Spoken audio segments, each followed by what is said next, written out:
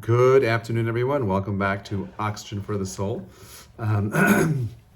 This year is a Shana Me'uberet. It is a leap year, which means that, excuse me, that this year's reading of Perashat Vayakhel is separate from Parshat Pekudei. And therefore, we get lucky that we're not overwhelmed with two readings, but we have one reading, and we could spend some more time doubling down on understanding the deeper message that is trying to be related to us in the Torah reading itself, in the Parsha itself. Parsha begins with Vayakhel Moshe kol adat bnei Yisrael, and Moses assembles the entirety of the Jewish people. Vayomer aleim, and he says to them, Ela advarim, these are the things asher tziva Hashem, that God commanded la'asot otam, for us to do.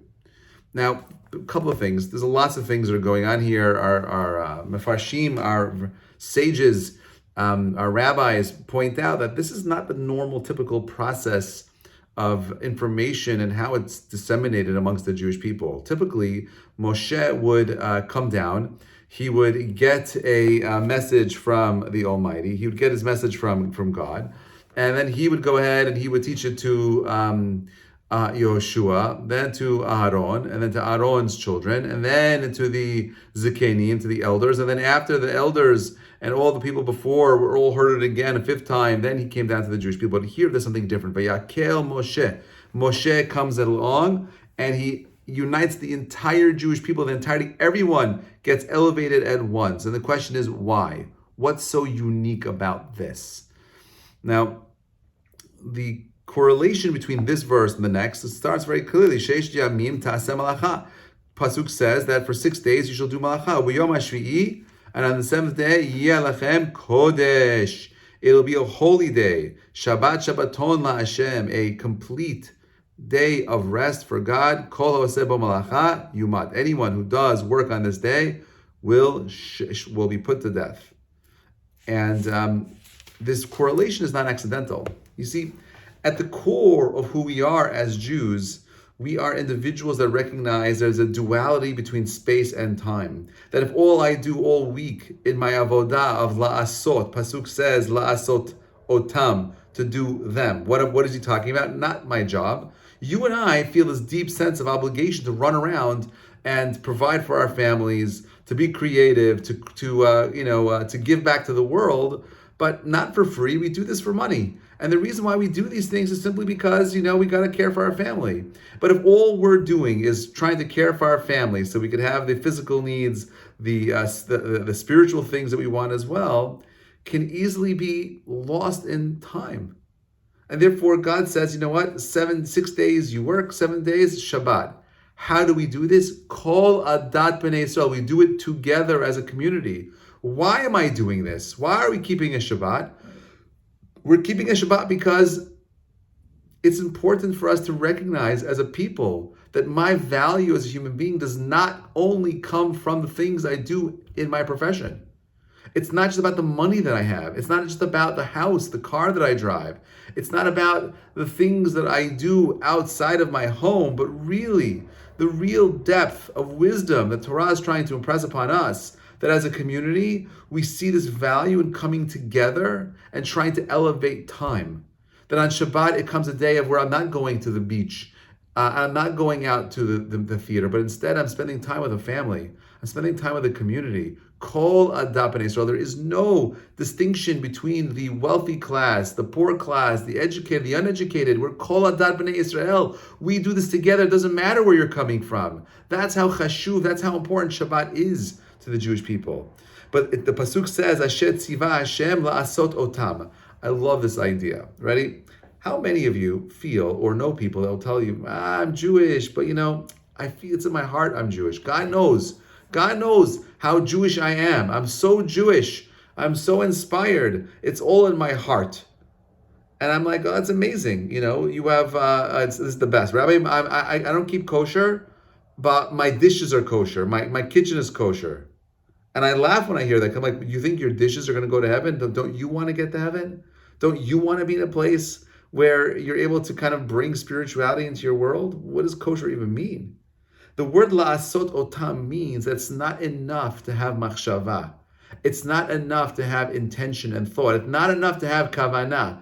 Not enough to have, well, God knows in my heart. It doesn't work like that. If you wanted to go ahead and, shake a lulav and etrog, but you can't because you're in Siberia, right? Then the machshava counts. But if you're living in an area where being Jewish is easy, like right now, it's the easiest time in the world. We're so lucky to be where we are. The Jews of Ukraine right now are terrified of what's happening in Russia. Terrified about how tomorrow their government, their world can completely change. The laws are completely being ignored. Martial law is coming in. Armies are coming in. Missiles are being thrown. It's terrifying. You have no idea what's going to happen tomorrow. But they have an excuse not to go to a shachrit. They have an excuse maybe not to go to kosher because it's dangerous or whatever the circumstance is. Maybe even they have that excuse. But you and I, we don't have that excuse. We're supposed to be in a place of la'asot otam. Why? The word la'asot otam means action, to do these things, to be proactive.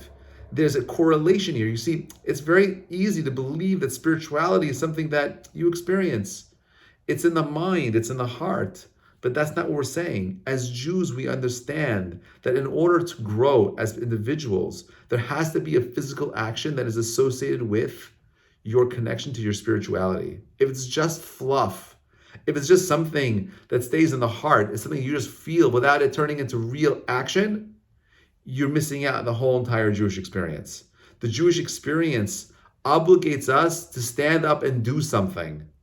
Not enough for it to be thoughts. The Torah itself, we say, the reason why you learn Torah is so you could be in a place, because learning Torah leads to action. La'asot otam. That's what we want. We want you to do. What does Shabbat do? Shabbat is an experience that could only be experienced through the action of not doing.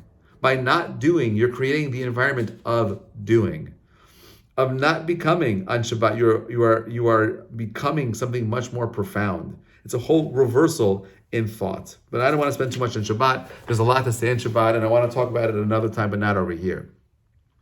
So Moshe brings everyone together to teach you that when it comes to these kinds of things, we're in it together. We as a community win when we're in a place of la'asot otam. We're doing it together. We're praying together. We're giving tzedakah together. We're helping the poor together. We're thinking about how we can support our Jewish brothers and sisters in the Ukraine together. We make a greater impact, la'asot otam, as a group, not as an individual. Not enough for me to do it. It's important for me to do it, but much more profound when we do it together as a community, regardless of my background, regardless of my education, regardless of where I'm coming from. There's one other point here that I want to kind of double click today, because I think it's important. So we see that this idea of the heart is so profound, but it's got to lead to action. And we see this idea kind of come up several times later in the parsha itself, right? God says to Moshe as follows. He says, Moshe says, he says like this, Pasuk says, Mechira, Pasuk says, V'asa Betzalel ve'Eliyav v'kol ish chacham lev asher natan Hashem chokhmah. And Betzalel and Eliyav did, and every man, v'kol ish, who was a chacham lev, who was wise-hearted, asher whom Natan Hashem, that God placed, chokhmah, wisdom, utfuna, and insight, behema, within them. Lada, to know, la'asot, and to do, et kol malechet avodat hakodesh, l'kol asher tziva Hashem. To complete all the tasks of the work of the sanctuary for everything that God had commanded. And God calls out to Betzalel and to his people, v'kol ish chacham lev. And we see this idea of kol ish chacham lev being mentioned several times in the Pesukim, actually 6 times in this week's parasha. And the question is, what is this chacham lev? It's a weird thing. Like, isn't chokhmah, wisdom, something that is cerebral, intellectual? What is the relationship between wisdom and the heart? What does it mean to have a wise heart? To be wise-hearted? So, I'm not sure if you've ever sat down with a rabbi or someone who knows you well, a coach, a mentor, therapist even, someone who sits down with you and says to you, you don't realize how much potential you really have. You don't fully appreciate the depth of your own abilities because you've bought into some other narrative. The idea of having a wise heart isn't just stam. This pasuk is talking about individuals that were slaves that came out of Egypt that had zero skills in manufacturing, producing anything that is meaningful as a vessel in the temple, in the Kodesh Kedoshim, in the Holy of Holies, or in the Ohel Moed for that matter. So where did they have the chutzpah, the gall, to stand up and say, yeah, I'm going to volunteer? What do you know about woodwork? What do you know about carpentry? What do you know about, developing tools? Well, the answer is nothing, but I'm inspired because of Moses' speech. I want to go out and I want to do nice things. Very, very nice. But that doesn't translate into someone who has the ability to actually create a vessel that is meaningful. I couldn't today go out and carve out a vessel. I have no idea. I'm not a carpenter. And no matter how much I would want it, it wouldn't work. Now, this is the key, I think, to these psukim over here, right? Kol chacham lev means that wisdom first starts from a place of inspiration. That who says that just because you want to do something, that you'll have the ability, you'll get the clarity of understanding of how to actually do it, completing the task? Who says that that's the case? Who says that's where you're going to end up? And the pasuk is saying, you don't. Our successes have very little to do with what we do. All we can do is push our desire to want to be more. This is key. The key to all wisdom, Marie, Tanaz, and Leah, and Kalaniti, is the desire to want to learn. If you don't have a desire, if it's not on your heart, if you don't have a passion, you're not going to go anywhere. You're not going to accomplish the goal of becoming a bigger, greater human being. You want to become a kol chacham lev. You want to have someone that has a wise heart. Wisdom first comes from inner motivation. You're not going anywhere. How many of us had 2 years of COVID with all the opportunity and time in the world to learn something new, a new instrument, a new subject, something new to challenge us, but we didn't.